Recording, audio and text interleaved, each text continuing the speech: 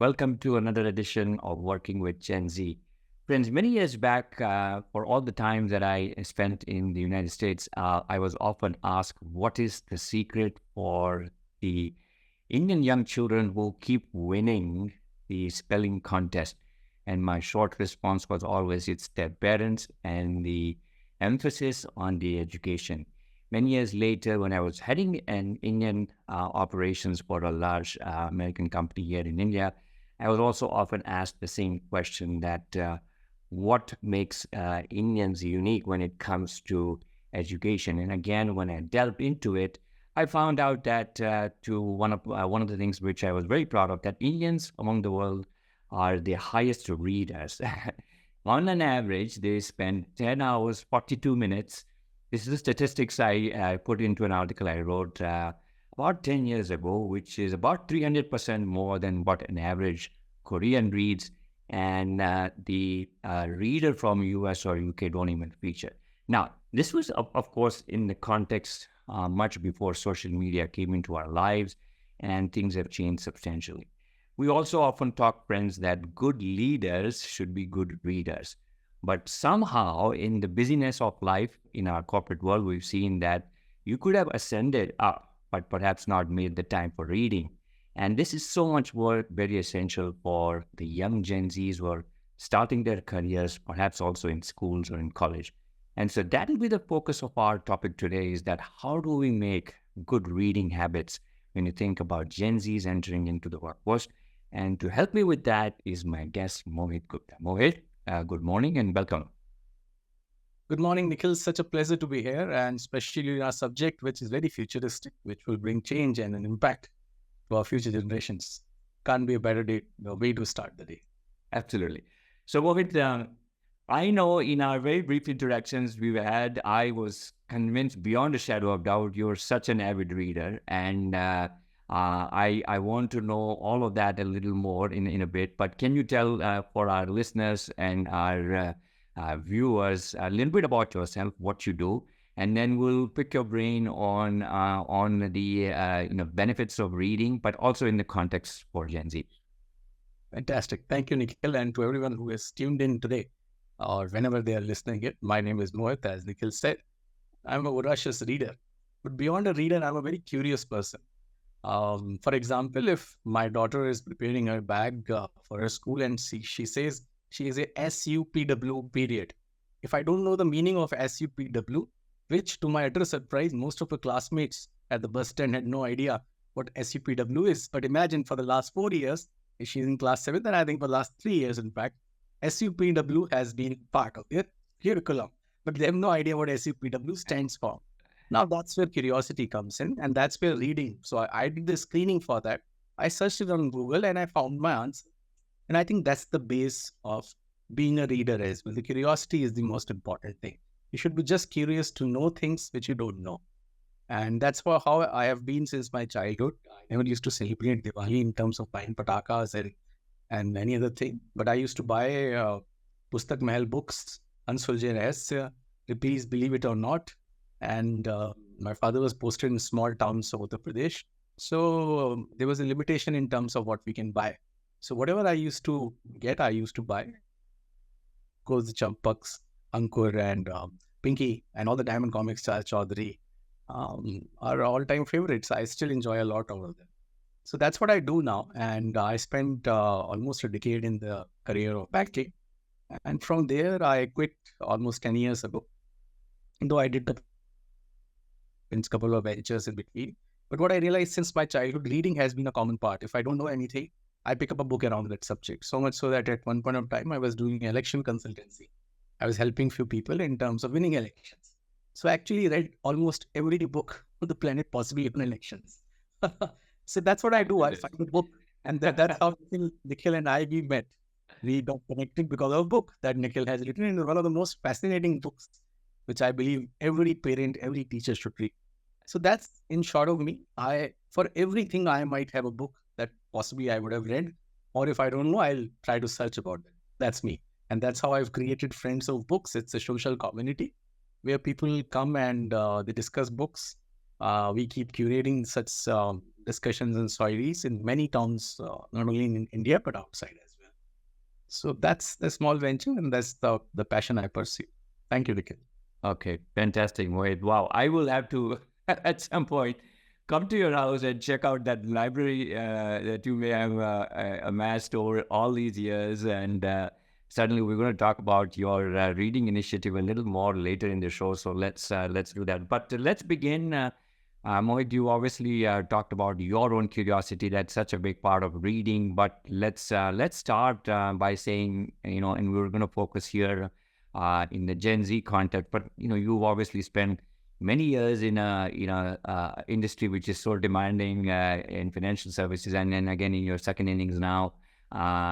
We see often that that leaders perhaps struggle with this. I don't know what's been your take on it, and I don't want to generalize, but perhaps even if you've seen leaders who do make the time, right? So let's talk a little bit about what have you seen there, and what generally kind of comes in the way for senior leaders. We're going to come to Gen Z in a moment, and even for any success stories that you can think of, what do they do differently when you think about reading? Okay, so Nikhil, in my kind of work, I come across many authors from all kinds of domains they come from, especially from corporate side. There are some who are my mentors as well, who are authors, whom I believe they are truly remarkable, very curious even at this age and stage. The first name that comes to my mind is R. Gopalakrishnan, who was the Tata Vice Chairman. What a remarkable gentleman. He writes a book almost every 6 months, one new book, and every book is different. So much so that I'm reading his latest book, which is a biography of Jamsetji Tata, and it's just not a biography, but it's about the corporate lessons that you can learn from the book. And I always try to find whether there is something which is similar to the previous books. It's never, because he's so curious. And it's not that he started reading when he retired from his HUL or Tata days, but he has always been a reader. And that's where plenty of knowledge and wisdom that comes, especially because this is like on-the-job training. If you are reading while you are at job, you can actually apply it. Otherwise, what happens if you're not reading? Because we are talking about the corporate leaders per se, because Gen Zs tomorrow will become senior leaders in their organizations and they will represent the leadership teams. I think that content richness will always play the role. It's always important that you should know some subject. So much so that Elon Musk, for example, had no idea how to make rockets. It's just that because he was reading the history of Russia, and that's how he realized that the rocket launchers are in plenty available in the former USSR, many of those countries. That's how he procured the rocket launcher.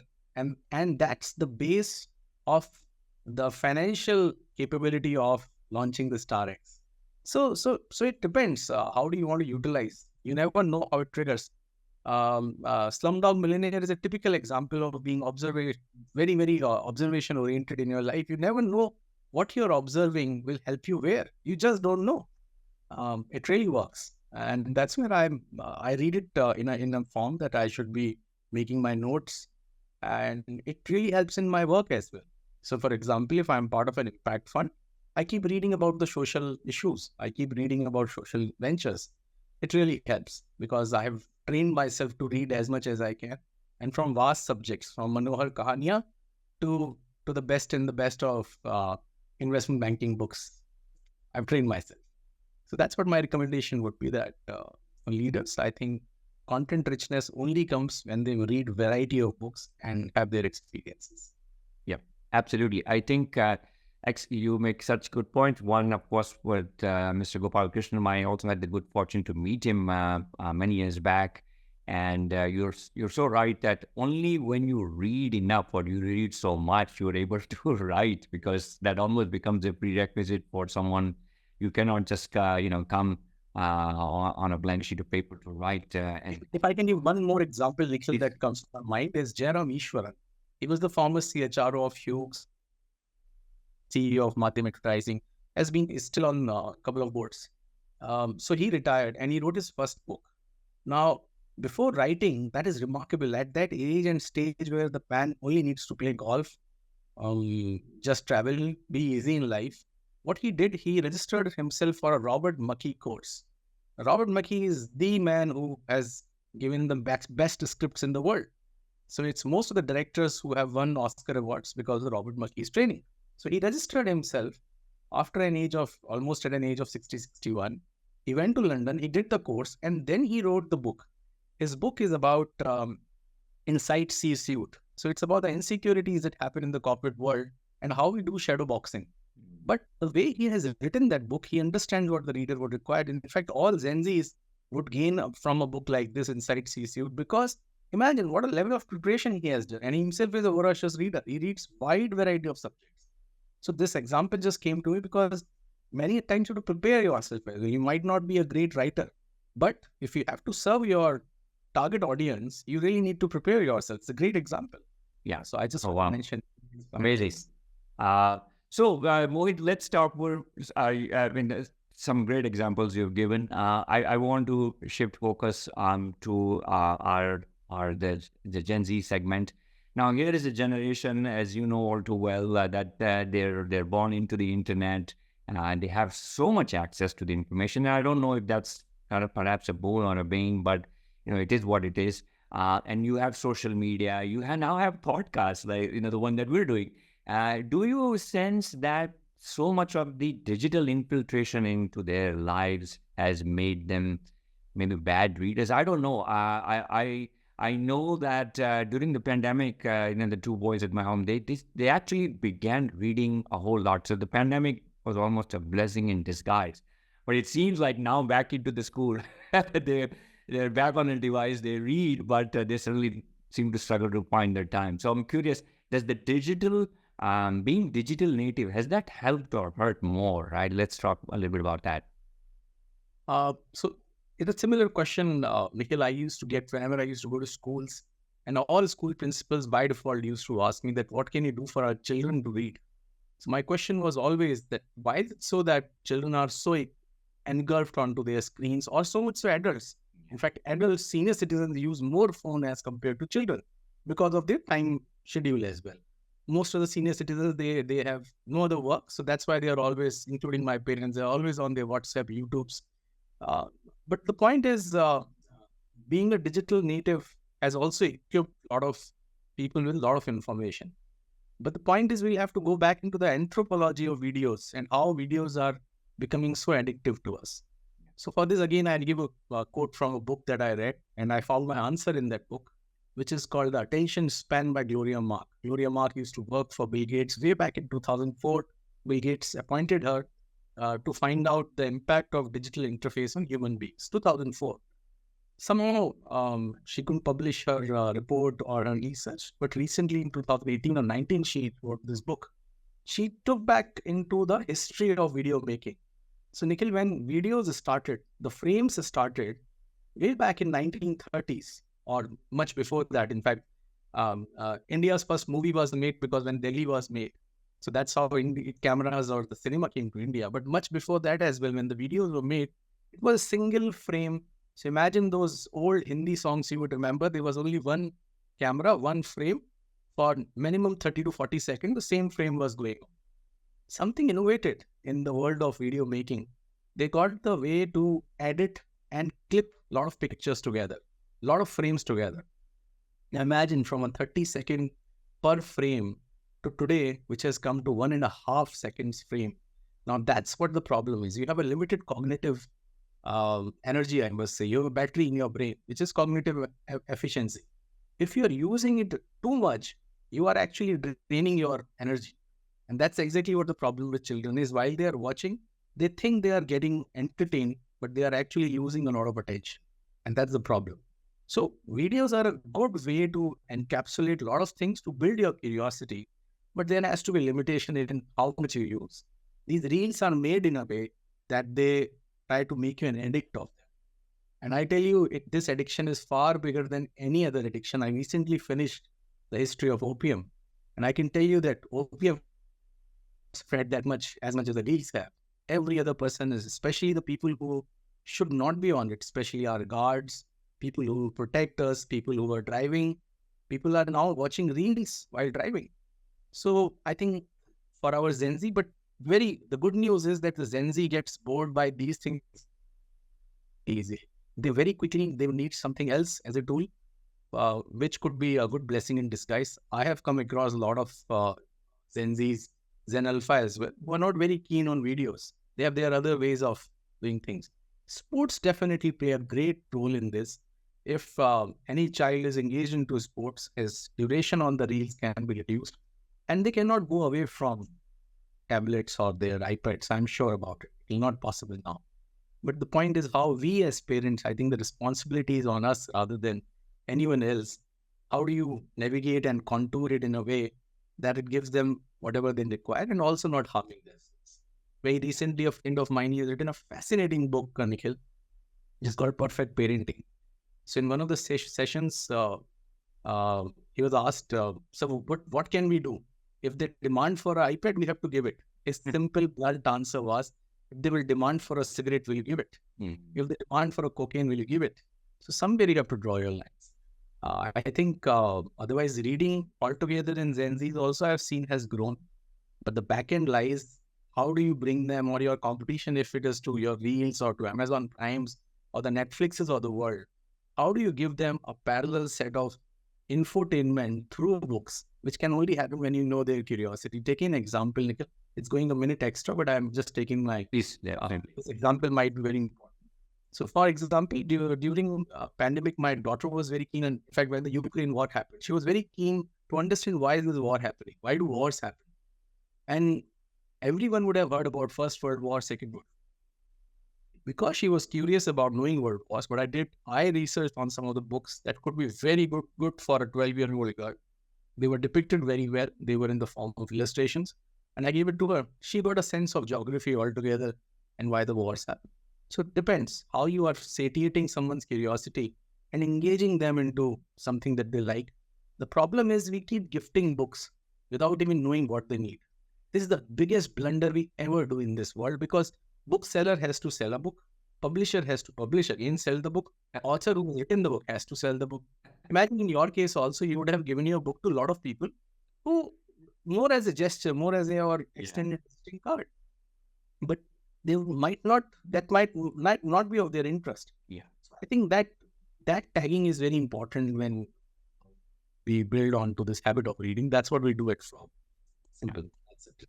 Fantastic. No, I really like the history, a little bit about how the videos are coming to our lives. And here is a generation is almost, we can say, addicted, because of the cards that it's been kind of given to them now. And they multitask on top of that. So not only are they watching one, but they're probably having 2, 3 screens, and they feel that they're super productive.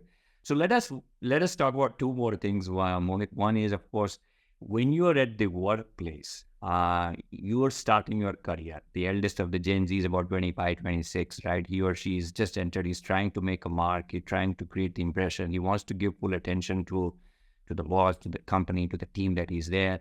And like we've seen with senior leaders who kind of grapple with time, they could probably make a case that, that takes a backseat because, I would rather give my 8 hours or 10 hours or even the additional 2 hours I have to give to the job so that, let me make my mark. Now, that's where the reading takes a backseat. So what's your advice? Like, what are the ways in which we can help a Gen Z in the workplace? That's number one. You also talked about, what one can do at home, but can you also touch upon, like, how can we, this may almost sound, even in our education system, while the very purpose is to educate and for us to read, we all know, at least in our own context, that, you could be in a college for 3 years and come out on the other side and not really have read much. I mean, it's a, and it may sound, but that is true. I've seen people. And so let's talk about on the corporate context first. What can we do? Can the company create a good culture? Are we expecting that there's a boss who mimics some behavior, or should there be some additional time? And what have you seen? How do we help a young person who may not have the time, but perhaps we can highlight again the need for it and maybe some techniques or some ways in which they can, make it happen? I think, Nikhil, this is something that you must be doing in and out or every day. Culture is the only thing that defines what organizations will do.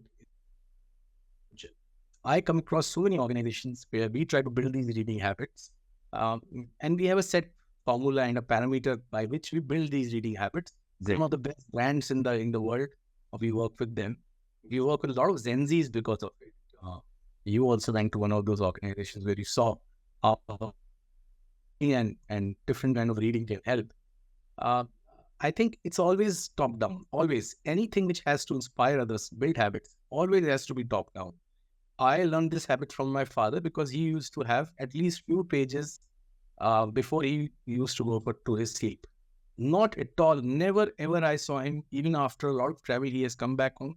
But before sleeping, he always used to read something. So you always need role models in your life to see something. In my organization also, I saw some of the best top leadership team who always used to read. They always had a context. So for example, so much so I can give you an example of an organization that did really well, Zappos.com, which was one of the most valued companies that Amazon bought.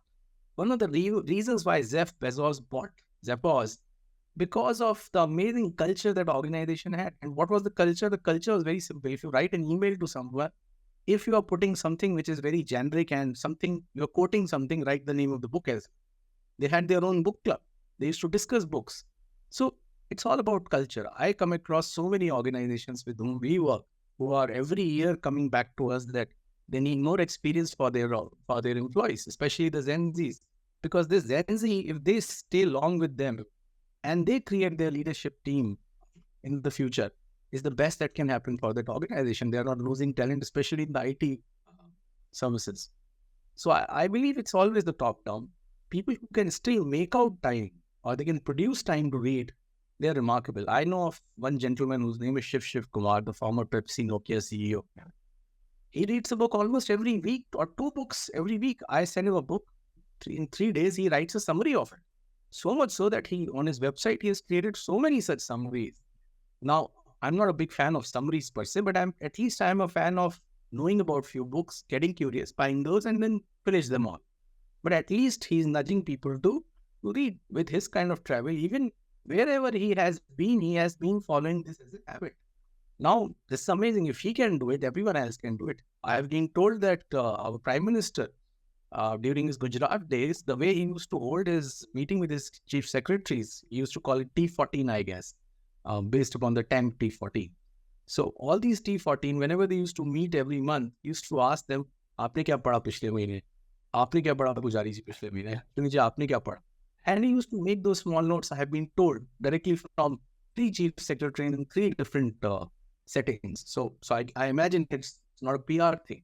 But of course, he has a good content. He himself knows about. So reading definitely helps. Same is the case with Obama. Obama, every night he used to read few pages by default. Every night he used to read. Still, I'm sure he was reading even while he was the president. He used to read. The biggest example could be Nelson Mandela. Even while he was in jail, guess what he was reading? He was reading about his enemies. That's what in his biography he has written. Know about your enemy. So that's exactly where the Gen Z should actually read. They should know everything what their boss likes and they should read about it. I have never played golf, but I can tell you everything about golf because all my senior leaders used to play golf. You should have a conversation starter somewhere. And at least you can tell them, I don't drink, but I know every other alcohol in the world. I can tell you histories of so many other alcohols because that's what a conversation starter is. And that's what to a Gen Z will always help.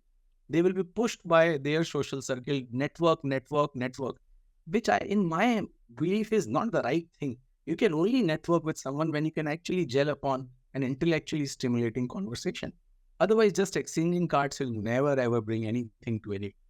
So I guess this really works and it's always a top-down. To Gen Z, I think they should focus more on how they can actually leverage alongside with their colleagues if they read on those subjects. Might be very helpful. Yeah, absolutely. So I hopefully all the managers who are listening to this, there's a message for you first that try to create some time, try to role model the behavior where if you read it sends a signal that to the team, and you give so many great examples. And all good leaders, they always find time, and I think that's so essential now for that generation. If you have not been reading, What do you recommend? Do they start small? Do they read for 30 minutes? Do they read on weekends? You obviously run a book, this, initiative. We'll talk in a moment, but how do we kind of, build that muscle, if you will, or the reading muscle? Because it's one of those skills perhaps where you may have been reading or you may have read while you were in school because that was you had no choice, you had to do it. But when you come back into the corporate world, there is this false myth that could get into our heads saying that, if I just perform well, if I do a good job, and I can kind of swim by. So what could be some practical ways? Should they start on a genre that they like first? Maybe could that be one way, or do a little bit on the weekends, or maybe see a video and then some reading? What have you seen? So, Nikhil, I think there's a very, very pertinent question. A lot of people asking this question. My part A of the answer is reading is very similar to going to a gym. So that's where when people say, I go to a lit fest whenever it happens in my town, or I go to all the lit fest whenever they happen. I say, oh, that means you visit all the gyms for trial and you say you become healthy. Or you go to the gym on 1st of January and you say, okay, now I'm healthy. Doesn't happen. It's the same thing.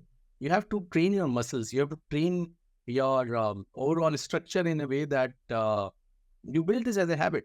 And habits can only be built when first you are interested about. Most of the people who are in their mid-age, they go to gym either after seeing their cholesterol reports or they want to attract the opposite sex. These could be the only two motivations, right? If it is given a choice to people that, boss, you just go, you need to be healthy, 99.9% people will not go. And that's how it happens. Yeah. Same thing with me. I saw my cholesterol reports. I said, boss, enough is enough. I'll do something about it. Same thing applies for reading as well. The point is, how do you actually get into this habit? It's very simple. You read first thing which you enjoy. I started with Chetan Bhagat's Ayn Rands of the world. Way back in my college days, of course, because of college, many times the reading was not so prominent. You have to read other things as well. You get into a lot of other things during that age. But books like Ayn Rand and Chetan Bhagat bring back your charm into reading. And you get a lot of lessons as well. And that's where books like Jairam Ishwaran's book, which is 3-page simple stories. And you can relate them to your stories. Stories related to what should I do if my boss has not put me into the CC? What if my name is not in the front and my colleague's name is before me in the CC? These kind of shadow boxing, nobody else can teach you but somebody who has actually seen the world. These kind of books will really help. Simple books. And especially of your interest. A lot of people, young people, tell me that they have their interest in mythology. So pick up the books in mythology, join a mythology book club, discuss with others, and also narrate these stories to somebody. You will get some appreciation as a manifestation. And then slowly and gradually you will just get into it. Otherwise, youngsters nowadays, they are reading. They are reading a lot of Quora. I'm sure they are getting a lot of answers on Quora. This is again a collective wisdom. But I have seen on Quora, if you see there's a trend, people who quote from where they got this information are the ones that are most credible set of information. That's the same thing a book has been written. To me, the best book is where the pages in index should be as good as the overall content. That means a great book, a lot of research has been done. Same thing applies to everyone in life. If I quote a number, say 99.3% or 35% people are doing this. But if I don't have a backup to this data, I think this data is of no use. This percentage is of no use. So that's where I think the Gen Zs can build this habit in a way. I always recommend like this. Even if they want to read Chacha Chaudhary, start from that. Just enjoy doing it. Because in one of my most satisfying works that we did was we sent few books to a jail, to some inmates. And we got a call from there that one of the inmates who never used to smile was smiling because we sent him a book which was Hasya Kavitaएं of Kaka Hatrasi. Imagine, it was his interest, and that's what I think even organizations will also have to do. Rather than buying 1,000 books of one author whom they want to say that we have bought your books, they should actually ask all their 1,000 employees, what are they curious about? As simple as that. If they can make a basic database while they are recruiting them, they just need to tag what are they curious about and then curate the books and send it to them. That's what we do for all the organizations. No mass buying, no sales of books per se, but whatever they require can be done like this. That's what my view would be on building habit. Yeah, absolutely. No, great. But one more question there, Mohit, with so much of now reading going digital as well. Do you feel that has that had an impact from perhaps maybe from our time where like the only form of book was like the physical form of book, but now lots of people prefer to read on a Kindle or the ebook, right? Do you sense that maybe that's swaying away or that's helped? I don't know. I still feel the old book is the old way to go. But for Gen Zs, would you then say that maybe they can try an ebook if that's closer to their world or their way of operating? Yeah. I think Nikhil, it depends. If you were reading on the phone, there are a lot of distractions for sure. What's other notification might come in, a call might come in. So you will never be able to train yourself. I've seen people in gym as well, while they are training themselves, after every step or after every exercise, they need to see their phones. Now, this is a basic habit. They need to understand that this will not. So I think if the people are reading on Kindle, that's okay. Kindle can also help you to store many books, mark on it, highlight on it. The only reason why I prefer a hard copy, especially for the books that I need to conserve that knowledge for long, is because I use this book as a workbook. I make my notes on it. I don't mind putting my pen onto it. Yeah. I also put a lot of questions on that so that I can see them further. So, for example, recently I was reading the history of mango somewhere, and then in that I found a question, a very interesting statement about something in history. So I noted it down, and then I searched it again. I got my answer. I wrote it there. Now this book will remain with me forever because this is something which I have worked upon, and also it helps you. It's basic psychology. If you write something with your hand, that means you are registering it into your brain cells. That's very important, which cannot happen while reading on a screen. But at least people should read something. That's what my point is. Even if they are watching an Instagram reel, it makes them curious to go and pick a book or pick a subject. I think it's okay. Yeah. That's how observations and the tools. Imagine when the pen was invented, somebody opposed that. They said, this is the worst innovation that can happen. You are into oral tradition. How can you write? That's where there's a gap between the oral tradition to writing. There's a huge gap, number of years. So for the first time when the typewriter came, people opposed. Printing press was a huge problem altogether. It was a blasphemy. Printing press was not at all seen as a great invention till the time they actually printed Bibles out of it. Yeah. Computers, absolutely no-go. They said this will destroy the world. We all will have to adapt. I think that's what we as human beings are trained for. We adapt very fast, I think. Yeah, no, absolutely. I think the medium is just that. Yeah, I think that should not constrain. And like you rightly said, a physical book allows you to copy and make comments. But if Kindle or the ebook makes it better, that's what they should do. Okay, so a couple of final questions, Mo. It's absolutely fabulous. This is great. Two things. One is just as a way to kind of close out. I want to say, what could be the two messages that you want to give to Gen Zs? Maybe some do's and don'ts when it comes to the reading. That's my one question. And the final question also is that, are there books that you, since you're such an avid reader, that you would recommend, or which is one or two good books on your reading list that you could think of for the Gen Z? So do's and don'ts. Do is always pick up something that you are interested in. It could be the weirdest of the subject. That's okay. We still leave you with a lot of wisdom and joy if that's of your interest. Never pick up books because someone else is reading. I cannot finish Homo sapiens because the whole world was reading it. I finished few pages and my goodness, I can't read this book. But I picked up a lot of subjects from that book, and I picked many other books associated with it. The don't is the reverse of it. Absolutely. The do's and don'ts are very similar. Don't copy others, what they are reading or what they are carrying when they are going into a cafe with a book. Or don't follow too much of the recommendations, especially from who are public influencers. Say Bill Gates says, these 10 books I have read, don't just jump onto them. Yeah. It's not a great thing to do. Of course, this is a great human service Bill Gates is doing, or even when Amitabh Bachchan recommends some books, even on economics, it's a great thing. But the point is, you will be able to know what they are reading, but you really need to have a social circle to tell others what you are reading. Yeah. That's the second part of my recommendation list comes. Depends. Some of the subjects that the Gen Z should read is definitely about sustainability.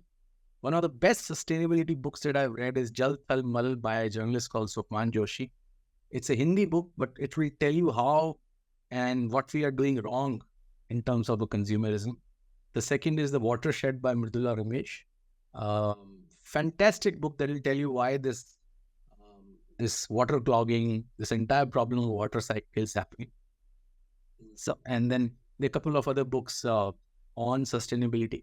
Depends what subject. So especially Gen Zs usually prefer to read about biographies Passionate of. about sustainability. Yes. Definitely, they are very concerned. That's why I thought sustainability for their future is very important. But some of the subjects that they are very keen and open to talk about, possibly sex, understanding others' relationships.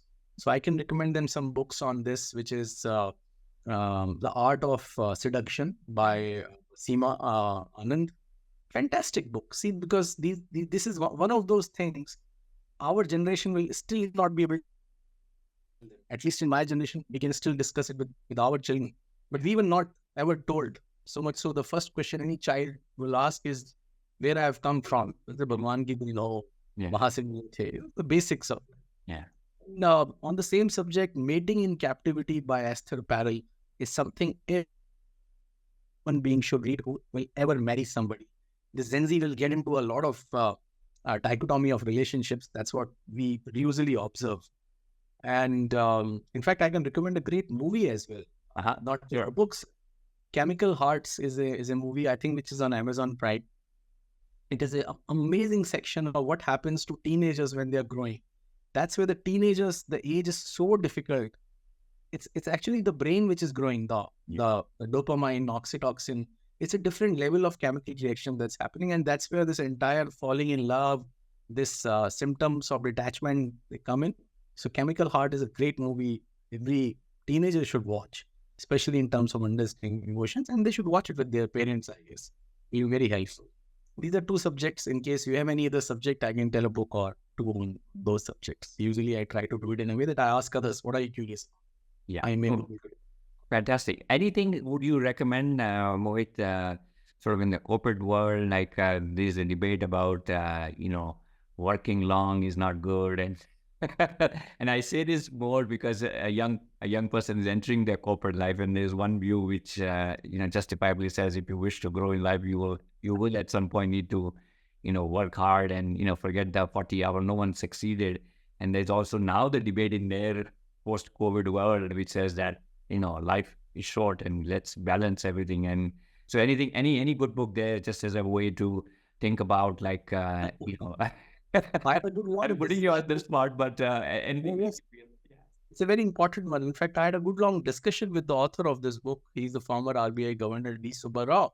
We were traveling together in the flight, and I will recommend his book because he started as a young IAS officer, and then the finance secretary, then the RBI governor. So basically, he has not written a memoir, but he has written about his memories from his career, which was a mix of both the kind of corporate, because in RBI you can take it as a corporate, quasi-corporate, and also the government.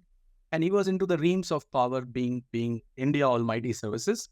So I think it's very important for anyone to pick up books like these where somebody has given open submission. Yeah. The second book which I would recommend is Subrat Bagchi's The Professional. Yeah. The book actually starts with the story of Mahadev, the burial of the dead. That's a story that everyone should read, and it will actually bring in who was the professional. If we define our number of hours basis somebody else's control, while I have the energy, actually I'm not doing service to myself per se. So I think all these answers need to be found out by themselves. Gen Z is quite smart. I think we are lacking in terms of understanding them.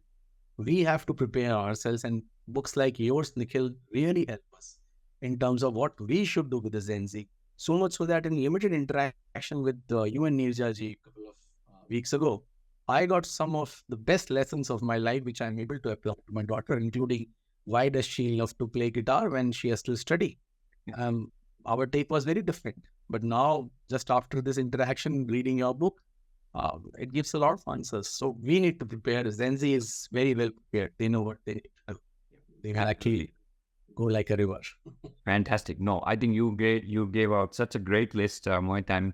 I'm sure if I asked you 10 more, you will give me 20 more suggestions. But these are excellent books on sustainability. You mentioned about Dr. Subarao, who incidentally comes to my son's college and he's attended a session as well. And uh, okay, so final question as we wrap up. You run a very successful, very popular now initiative of reading. It's close to heart. Tell us a little bit about that and where can people find out more about it, more about you as a way to close out our discussion. So about me is not much. I'm not much on social media. But yes, Friends of Books has its social pages. People can find about it. We post regularly about it. And apart from that, we prima facie, we work with open communities and also with homogeneous communities in the form of corporations, organizations, institutions. So we work with a couple of IIMs. We work with some of the largest organizations in the world because we find homogeneous people there. So if I'm working with an IT company, for example, all the people would have similar bandwidth, similar thinking. They have similar requirements. That's where reading as a tool really helps in bringing out a lot of knowledge, also a brand building for the organization. We work with open communities. So, for example, if you come down to Delhi, we have a beautiful space that we have curated alongside with JMA. It's a lovely place where we keep posting discussions like this Saturday. The India's youngest climber on Mount Everest, Arjun Bajpayee, is coming. He's in a discussion with Shiv Kumar, the former Pepsi CEO. So we keep posting something or the other based upon those themes. We also support some book launches, but it should have an impact. That's the kind of books that we try to help and spread as much as we can do. And it's a community work. There are a lot of people who are readers, they contribute. Very soon our app will be live where anyone who's reading whatever they are reading, they can post, they can discuss, they can make their own book clubs, they can socialize based upon books. It's going to be kind of a quasi LinkedIn, Facebook, YouTube, Instagram mixed only for books. So that's how I will define it. That's it. Otherwise, people can connect with me on LinkedIn. Be happy to help in any ways I can. Yes. So yeah, that two very important pieces of information. One is to reach out to you, and of course the page that you mentioned again on LinkedIn. Do check it out. I would encourage everybody who's fond of reading, or perhaps thinking that I need some inspiration. There is a fabulous platform that Mohit has created very successfully to bring in readers, bring in people who have some curiosity. I think that can lead to more reading, and so absolutely great. Mohit, this has been one fabulous conversation. I hope every single one of our Gen Z will listen to this. I'm going to ask my boys at home, although I believe that they read more than me, which is in a way, I am very happy to say that. But I think you give some fantastic examples, fantastic stories, and so let's hope that we can inspire more readers out of this episode. Thank you once again, Mohit. And I know you and I, we owe a good lunch together when you're in Ahmedabad or in dinner. So I look forward to hosting you. And take care and all the very best. Thank you. It's a privilege to be here, sir. Thank you very much. Thank you, everyone. Bye.